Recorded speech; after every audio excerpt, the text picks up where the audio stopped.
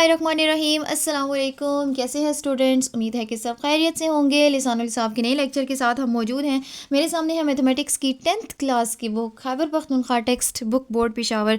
Exercise number 2.7 जारी थी। हम इक्वेशंस बनाना सीख रहे थे और हम सीखते ही चले गए। क्वेश्चन नंबर 1 से लेके तकरीबन क्वेश्चन नंबर 8 तक हम सॉल्व कर चुके थे। ठीक है जी, आज इंशाल्लाह क्वेश्चन नंबर 9 और 10 करते हैं और फिर इस एक्सरसाइज को कंप्लीट कर लेते हैं। जी, क्वेश्चन नंबर 9 पढ़ते हैं और फिर देखते हैं कि इसमें क्या पूछता है।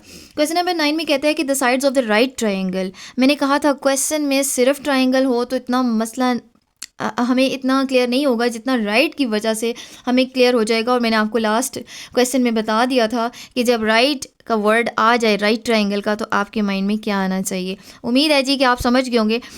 तो आपके पास कंडीशन ये है कि the sides of right triangle in centimetre are x-1 x and x+1। अच्छा देखें, यहाँ पे पहले ही उसने सपोज करके आपको दे दिया, इसलिए सबसे पहली बात तो ये जहन में रख लें कि यहाँ इस क्वेश्चन में आपको कुछ भी लेट या सपोज करने की ज़रूरत नहीं है। अलबत्ता ये सोचना पड़ेगा कि चूँकि ये राइट ट्राइंगल है और इस राइट ट्राइंगल में तीनों साइड्स के नाम होते हैं, यानी कि एक हाइपोटेन्यूज होती है, एक बेस होती है, एक परपेंडिकुलर होती है। लास्ट क्वेश्चन में मैंने आपको बताया था कि बेस या परपेंडिकुलर मेंशन ना हो तो उसका तयन करना अगर आपके लिए हो, आपके ज़िम्मे हो, तो आप किसी को भी बेस किसी को भी परपेंडिकुलर कह सकते हैं, क्योंकि हमने देखा था कि ट्राइंगल में बेस छोटी भी हो सकती है, बड़ी भी हो सकती है, परपेंडिकुलर छोटा भी हो सकता है, बड़ा भी हो सकता है। तो यहाँ पे आपको सिर्फ इन तीनों साइड्स में से जो दी हुई हैं लेंथ्स, इनमें से ये सोचने की ज़रूरत है इनमें से हाइपोटेन्यूज़ कौन सा है, क्योंकि बेस और परपेंडिकुलर के लिए कोई मसला नहीं है। ये बात मैं आपको पहले से बता चुकी हूँ। तो आप एक जनरल सी ट्राइंगल अपने पास रफली एक स्केच बना लें और फिर उनमें से देख लें। हाइपोटेन्यूज़ के बारे में मैंने दूसरी बात आपको ये बताई थी कि आपको पहले से भी पता होगा, और जिनको नहीं पता उनके लिए, कि हाइपोटेन्यूज़ वो साइड होती है राइट ट्राइंगल के अंदर जो 90 डिग्री के बिल्कुल अपोजिट साइड होती है। सपोज़ मेरे पास एक ट्राइंगल मैंने ड्रॉ की है, suppose this is the right angle, तो इसकी अपोजिट जो साइड आ रही होगी, इसकी मुखालिफ सिमत में जो साइड आ रही होगी, यही साइड हाइपोटेन्यूज़ होती है और यही साइड लेंथ में भी सबसे ज़्यादा होती है। अब चूंकि हमें फिगर तो नहीं दी गई कि मैं कहूँ कि ये अपोजिट आ रही है तो यही हाइपोटेन्यूज़ होगी, लेकिन चूंकि जो साइड्स मुझे दे दी गई हैं इनमें से मैं गेस ज़रूर कर सकती हूँ। अब वो कैसे गेस करना है, देखें, एक x-1 है, यानी x कोई भी वैल्यू उसमें से एक कम है, ये x खुद है, इसमें से कुछ कम या ज़्यादा नहीं हो रहा, यहाँ पे उस x में एक और ज़्यादा हो रहा है, तो गोया ये सबसे लेंथ में ज़्यादा है। ठीक है, तो ये हो जाएगा हमारे पास हाइपोटेन्यूज़। सिर्फ आपने हाइपोटेन्यूज़ का तयन कर लेना है, बाकी किसी को भी बेस किसी को भी परपेंडिकुलर कह दें, नो इशू। और आपको ट्राइंगल की दूसरी साइड्स को फाइंड आउट करना है। होप्स हो कि मैंने आपको क्वेश्चन एक्सप्लेन कर दिया है, लेकिन इनको करना क्या है, तीनों को ऐड करना है, तीनों को सब्ट्रैक्ट करना है, मल्टीप्लाई करना है, डिवाइड करना है। जी नहीं, कुछ भी नहीं करना। आपको राइट का जो वर्ड दे दिया गया है राइट ट्राइंगल, तो आपका जहन जाना चाहिए मैं बात कर रही हूँ hypotenuse square is equal to base square plus perpendicular square, यानी कि पाइथागोरस थ्योरम। ठीक है जी, तो इस क्वेश्चन में सिंपली पाइथागोरस थ्योरम लगाइए और अपना आंसर ले आइए। एक ही कंडीशन दी गई है, एक ही अननोन है। आप देखें सिर्फ जगह जगह एक्स ही यूज़ हो रहा है, वाई नहीं यूज़ हुआ, कोई और वेरिएबल नहीं यूज़ हुआ। एक ही वेरिएबल का मतलब है कि सिर्फ एक्स है तो सारी तरफ सिर्फ एक्स ही है, इसको तीन नहीं कहना। स्टूडेंट्स क्या करते हैं, कहते हैं जी 3 वेरिएबल्स यूज़ हुए हैं। अगर ये x 10 जगह भी यूज़ होगा ना तो आप कहेंगे एक ही वेरिएबल यूज़ हुआ है। ठीक है, 10 दफ़ा भी यूज़ होगा, है तो एक ही वेरिएबल। ठीक है जी, चलिए जी स्टार्ट करते हैं। तो हमने लेट नहीं कहना क्योंकि उसने ख़ुद से कह दिए कि ये साइड्स हैं, तो मैं डायरेक्टली क्वेश्चन को स्टार्ट लूँगी विदाउट एनी सपोजिशन। मैं लेट नहीं कहूँगी, मैं कहूँगी जैसा कि एज द साइड्स आर, जैसा कि साइड्स जो दी हुई हैं वो हैं x-1 x and x+1। So according to Pythagoras theorem,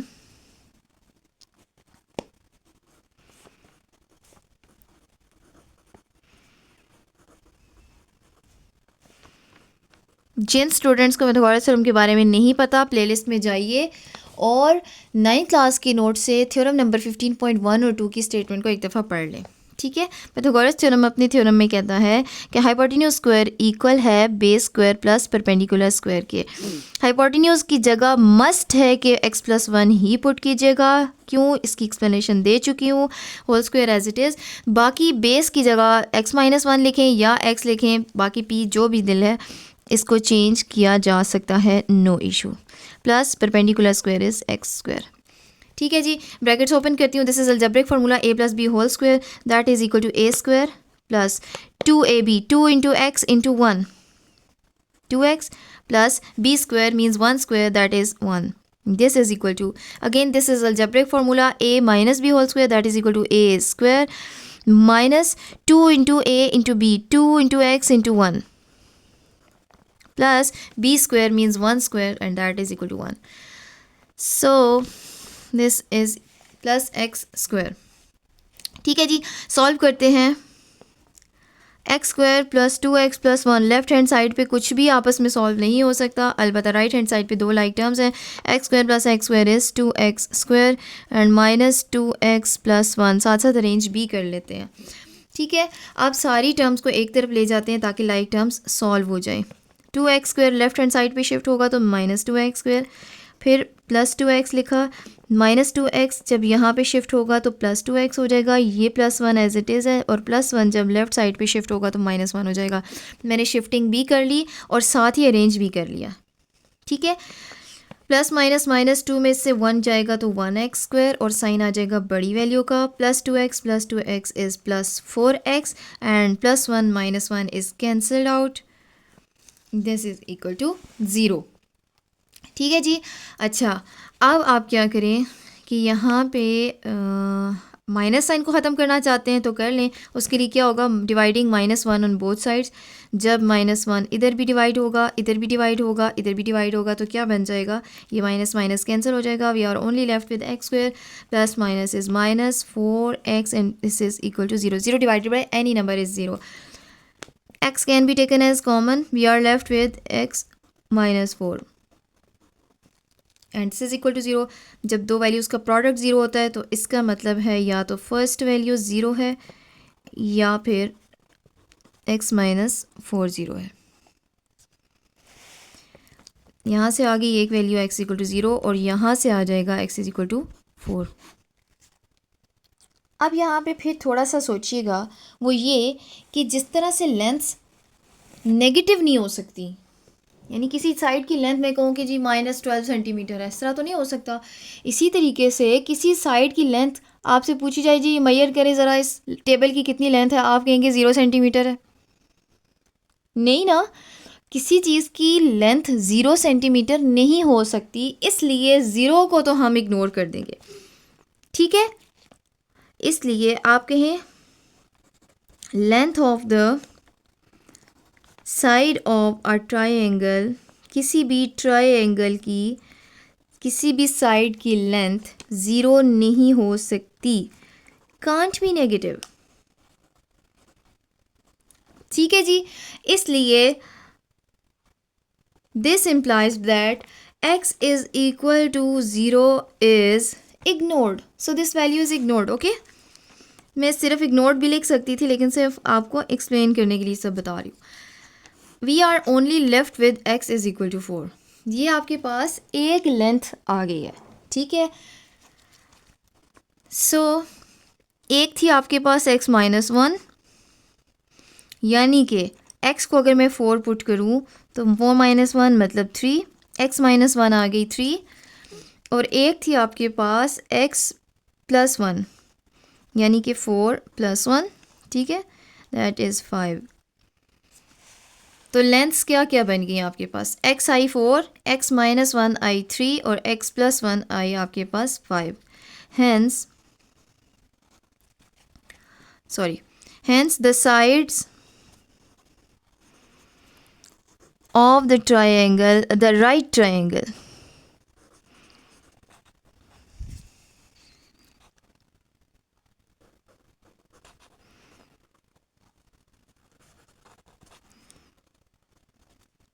(3 centimeter, 4 centimeter and 5 centimeter) जिसमें से आप 5 सेंटीमीटर को यकीनन हाइपोटेन्यूज समझ रहे हैं।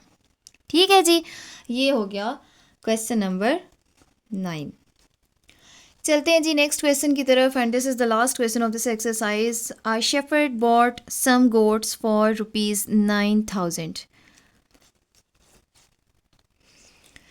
एक चरवाहा है, ठीक है, जो बकरियां चराता है, उसने कुछ बकरियां ख़रीदी हैं और वो 9,000 रुपीज़ में ख़रीदी हैं। ठीक है, this is the first condition. और कुछ भी मेंशन नहीं है सिवाय इसके कि उसने 9,000 रुपये ख़र्च किए। अब कितनी बकरियां आई, ठीक है, और एक बकरी की क्या कीमत थी, ये कुछ भी नहीं पता। दूसरी कंडीशन ये है कि if he had paid ₹100 less for each. अगर ऐसे हो कि हर एक गोट, हर एक बकरी की जो भी कीमत थी उसमें से अगर 100 लेस हो जाए, he would have got 3 goats more for the same amount of money. For the same amount of money, इसी 9,000 से क्या होगा, उसको 3 बकरियां ज़्यादा मिलेंगी। ये दूसरी कंडीशन है। कैसे बनेगी एक्सप्लेन करती हूँ, इससे परेशान नहीं होना। क्वेश्चन आपके पास ये है कि how many goats did he by when the rate in each case is uniform. अगर हर एक का रेट वही हो, यानी जितने में एक है उतनी की दूसरी भी है, तो आप बताएं कि उसने कितनी गोट्स ख़रीदी। इन 9,000 रुपये से उसने कितनी गोट्स ख़रीदी। यहाँ पे मैं आपको एक सबसे इम्पॉर्टेंट बात बताती चलूँ कि आप इसी से ज़रा एग्ज़ाम्पल नंबर 7 को विज़िट कीजिएगा। ये देखें, एग्ज़ाम्पल नंबर 7 है, 27 है। इसमें बिल्कुल सेम कंडीशंस हैं और सिर्फ आपके पास क्वेश्चन चेंज है। यहाँ पे कुछ सब्ट्रैक्शन हो रही है, अभी आपके पास कुछ एडिशन होगी क्योंकि इसने मोर का वर्ड यूज़ किया है। ये एग्ज़ाम्पल की कंडीशन बिल्कुल वैसी है जैसे अभी हम क्वेश्चन कर रहे हैं, क्वेश्चन नंबर 10। ठीक है, तो ये बहुत इंपॉर्टेंट एग्जाम्पल है, आपने इसको एग्ज़ाम्स के पॉइंट ऑफ व्यू से भी समझना ज़रूरी है आपके लिए। ठीक है, फिर भी समझ ना आए तो आप पूछ सकते हैं, कोई भी क्वेश्चन, किसी भी किस्म की क्वेरी हो अगर आपके माइंड में। ठीक है जी, तो हम बात कर रहे थे कि बाकी 2 कंडीशंस दी हुई हैं। एक ये कि वो 9,000 रुपीज़ की थी, ठीक है, जितनी भी उसने ख़रीदी। आपने बताना है कि कितनी ख़रीदी, हाउ मैनी, यानी आपको नंबर ऑफ़ गोट्स को फाइंड आउट करना है। और आपको ये दिया गया है कि रेट जो है वो उनका यूनिफॉर्म है, यानी एक ही रेट है, इसमें कोई चेंज नहीं है। ऐसा नहीं है कि एक 1000 की है तो दूसरी 5,000 की होगी या तीसरी जो है वो 300 में होगी, ऐसा नहीं है, सबका रेट सेम है। और आपको 2 कंडीशंस दी गई हैं और आपको 2 ही अननोन्स को पहले फाइंड आउट करना होगा। हाँ, लेकिन उसकी डिमांड एक ही अननोन की है कि वो कितनी गोट्स हैं। ठीक है, 2 मैं इसलिए कह रही हूँ कि कंडीशंस 2 हैं, तो जब कंडीशंस 2 होंगी तो आपको 2 ही अननोन्स फाइंड आउट करने पड़ेंगे। ठीक है, एनीवेज स्टार्ट करती हूँ जी। सबसे पहले मैं आपको इसकी जो इक्वेशंस कैसे बनेगी वो एक्सप्लेन कर दूँ। देखिए, सबसे पहली बात ये कि वो 9,000 में सम गोट्स उसने ख़रीदी हैं। आप सबसे पहले लेट कर लें कि एक गोट की क्या प्राइस है और नंबर ऑफ़ गोट्स उसने कितनी ख़रीदी हैं। इसको आप कोई एक्स या वाई दोनों को सपोज कर लें। अब आप फर्स्ट कंडीशन को कैसे बनाएंगे, वो कहता है कि उसने 9,000 रुपये लगा के वो गोट्स ख़रीदी। Now what should be there, उसने सम गोट्स ख़रीदी। यहाँ पे क्या करना चाहिए, उस एक्स वाई को ऐड करना चाहिए, उस एक्स वाई को जो हम सपोज कर रहे हैं उसको सब्ट्रैक्ट करना चाहिए, मल्टीप्लाई करना चाहिए या डिवाइड करना चाहिए। तो जनाब आपको करना होगा x into Y is equal to 9,000 and this is equation number 1। अब यहाँ पे स्टूडेंट्स कंफ्यूज हो जाते हैं कि टीचर आपको कैसे पता चला कि दोनों को मल्टीप्लाई करना है। तो ये बात आप अच्छे से समझ लें कि मैंने सपोज़ मैं x को लेट कर रही हूँ कि ये कोई नंबर ऑफ़ गोट्स हैं, ठीक है, और मैं सपोज़ कर लेती हूँ कि जो y है वो रेट ऑफ गोट है। ठीक है, एक गोट की कॉस्ट है।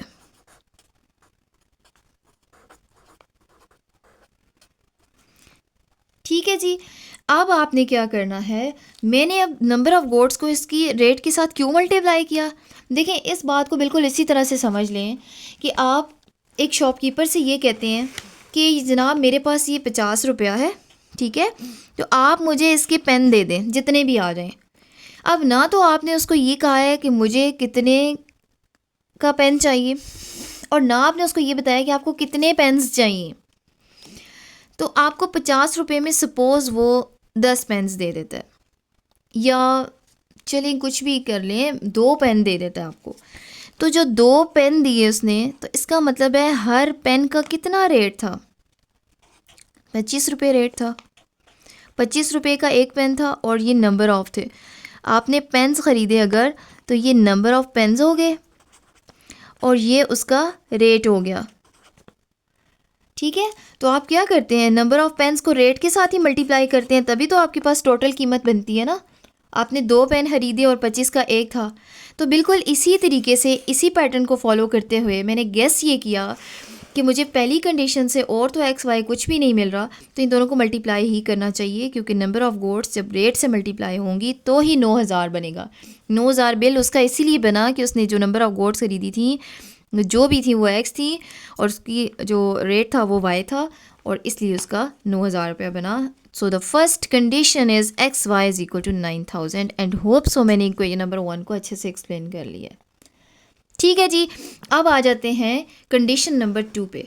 कंडीशन 2 ये कहती है कि अगर यही सेम अमाउंट ऑफ मनी से 100 लेस पे करे, यानी हर कॉस्ट से 100 रुपया कम हो जाए, तो वो 3 गोड्स उसको ज़्यादा मिलती। देखें, इसी X number of goats multiply हो रही है रेट के साथ, ठीक है, और ये इक्वल है 9000। सेम रेट है, सेम रेट के साथ यही कंडीशन मैं पुट करूँ तो वो ये कहता है नंबर ऑफ गोड्स के बारे में उसने कहा कि 3 गोड्स मोर। अब नंबर ऑफ गोड्स अगर एक्स थी ना पहले, तो 3 गोड्स मोर यानी 3 ज़्यादा, और अगर रेट वाई था ना एक कॉस्ट, तो फिर उसने कहा 100 लेस फॉर ईच, हर एक से 100 लेस, हर एक में से 100 minus. So this is equation number 2। सो मैंने आपको अच्छे से एक्सप्लेन कर दिया है। अब इन दोनों इक्वेशंस को लेके मैं अपना क्वेश्चन सॉल्व करती हूँ। तो चलिए जी, मैंने सपोज कर लिया कि नंबर ऑफ गोड्स जो है वो एक्स है और कॉस्ट ऑफ 1 गोड वाई है। Then according to given conditions, first condition ये है कि दोनों की जो कॉस्ट है ये टोटल वो है 9000 rupees. This is equation number 1। और सेकंड इक्वेशन ये थी कि x plus 3 into y minus 100 is equal to 9000। This is equation number 2। ठीक है, अब बस आपने इन दोनों इक्वेशंस को सॉल्व करना है। अच्छा, ऐसा है कि फर्स्ट इक्वेशन में से ज़रा आप गौर करें, इसकी राइट हैंड साइड 9000 है, सेकंड इक्वेशन की भी राइट हैंड साइड 9000 ही है। तो आपकी जब दो इक्वेशंस की कोई सी भी एक साइड सेम आ जाए, ठीक है, दोनों की राइट हैंड साइड सेम आई हुई है, तो आप दोनों की लेफ़्ट हैंड साइड को भी इक्वेट कर सकते हैं। So this implies that x Y is equal to x plus 3 into y minus 100। ठीक है, अब इसको सॉल्व कीजिए। इसमें से आप क्या करें, अब देखें एक इक्वेशन है, इसमें x भी आ रहा है, इसमें y भी आ रहा है। मैं पहले ब्रैकेट ओपन कर लेती हूँ। X Y is equal to x into y minus 100 and plus 3 into y minus 100। X Y is equal to x y minus 100x plus 3y minus 300।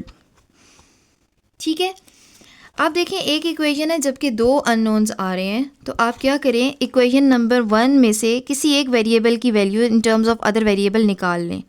मैं ये कह रही हूँ कि अगर मैं इस इक्वेशन से सपोज़ x निकालती हूँ, तो x इक्वल है 9000, मल्टीप्लाई हो रहा है ना y, दूसरी साइड पे जाके डिवाइड हो जाएगा, तो ये बनेगा 9000 डिवाइडेड बाई y। तो मैं x की जगह 9000 डिवाइडेड बाई y पुट कर लेती हूँ पूरी इक्वेशन में।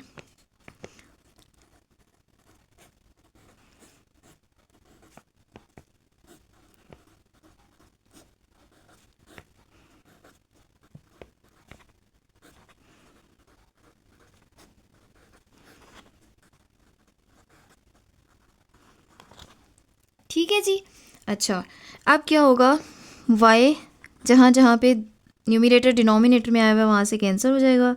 We are left with 9000 is equal to 9000 minus 100, जब इससे मल्टीप्लाई होगा तो 900,000 बन जाएगा, divided by y plus 3y minus 300। ठीक है जी। अच्छा, अब क्या करती हूँ कि इक्वालिटी के एक तरफ ज़ीरो ही छोड़ती हूँ और बाकी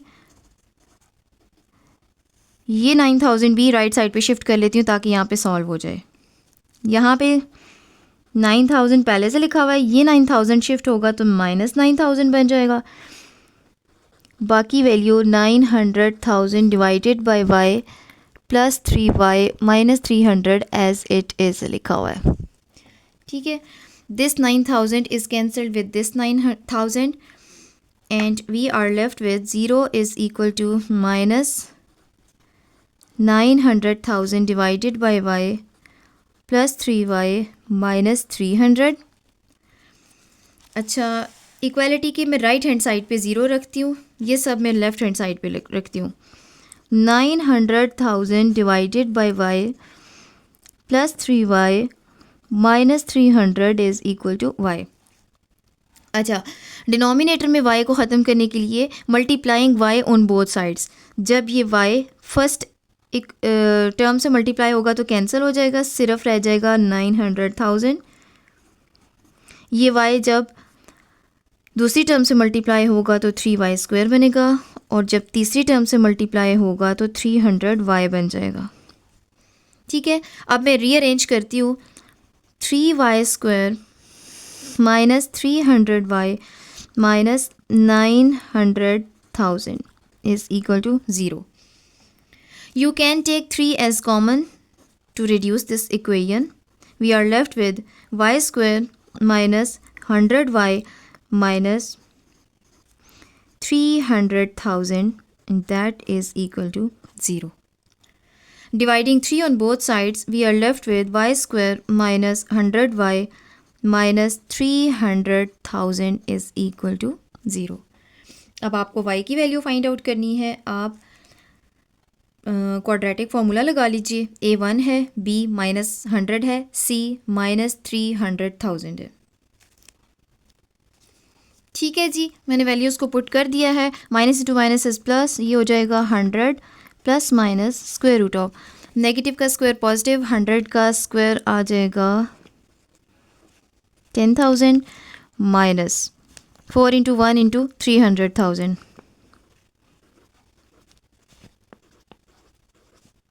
ये आ गया 1200,000 divided by 2। So y is equal to 100 plus minus, परेशान नहीं होना, क्वेश्चन सिर्फ लेंथी है, मुश्किल नहीं है। ठीक है, ओके। c की वैल्यू माइनस 300,000 थी तो ये प्लस बनेगा। ठीक है, अच्छा ये आ जाएगा प्लस हो जाएगा जब